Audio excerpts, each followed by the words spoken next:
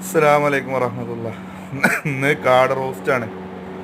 അപ്പോൾ അതിന് വേണ്ടിയിട്ട് എണ്ണയിലേക്ക് ഞാൻ കുറച്ച് പട്ട, ഗ്രാമ്പൂ, അങ്ങനത്തെ കുറച്ച് ഐറ്റംസ്, ഗരം മസാല ഇട്ട്, പിന്നെ ഉള്ളി പച്ചമുളക് വഴഞ്ഞു വരുമ്പോൾ നമ്മൾ ഇഞ്ചി വെളുത്തുള്ളി ചതച്ചതാണ് മെയിൻ സാധനം. ഇതില്ലാത്തൊരു പരിപാടി ഇല്ലല്ലോ.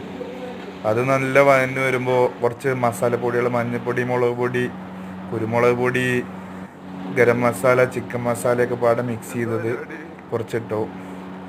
അതിൻ്റെയൊക്കെ പച്ചമണം മാറി വരുമ്പോൾ തക്കാളി ഇടുക.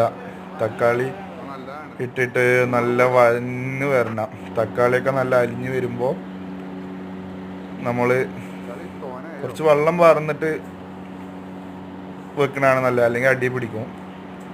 പിന്നെ നല്ല വഴഞ്ഞു വരുമ്പോൾ അടുത്തത് നമ്മളെ സാധനം ഇടണം. ഫ്രൈ ചെയ്ത് വെച്ച കാട, അത് മൊത്തത്തിൽ ഫ്രൈ ചെയ്തിരിക്കുകയാണ്. ഒരു കാട അങ്ങനെ മൊത്തത്തിൽ ഫ്രൈ ചെയ്തിരിക്കുക. അപ്പോൾ അടുത്ത കാട ഇടുകയാണ്. കാട ഇട്ട് കഴിഞ്ഞാൽ പിന്നെ മസാല പിടിക്കാൻ വേണ്ടിയിട്ട് ഒന്ന് ഇളക്കി റെഡിയാക്കണം. കുറച്ച് നേരം ഇളക്കി റെഡിയാക്കി കഴിഞ്ഞാൽ കാട റോസ്റ്റ് ഓൾമോസ്റ്റ് റെഡിയായി.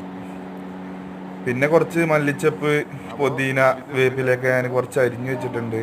അതും കൂടി ഇട്ടാൽ റെഡിയാണ്. പിന്നെ ഒന്ന് ഇളക്കി യോജിപ്പിച്ചിട്ട് ദമ്മിട്ട് കഴിഞ്ഞാൽ പരിപാടി കഴിഞ്ഞു. ദമ്മിടുക എന്ന് പറഞ്ഞു കഴിഞ്ഞാൽ അടച്ചു വെക്കണതിന് പകരം ഞങ്ങൾ ക്ലീൻ ഫില് നമ്മൾ അലുമിനിയം ഫോയിലിട്ട് വെക്കുകയാണ്. അപ്പോൾ ഇന്നത്തെ അത്താഴത്തിനുള്ളതാണ് സ്പെഷ്യൽ. എല്ലാവരും സബ്സ്ക്രൈബ് ചെയ്ത് സപ്പോർട്ട് ചെയ്യുക.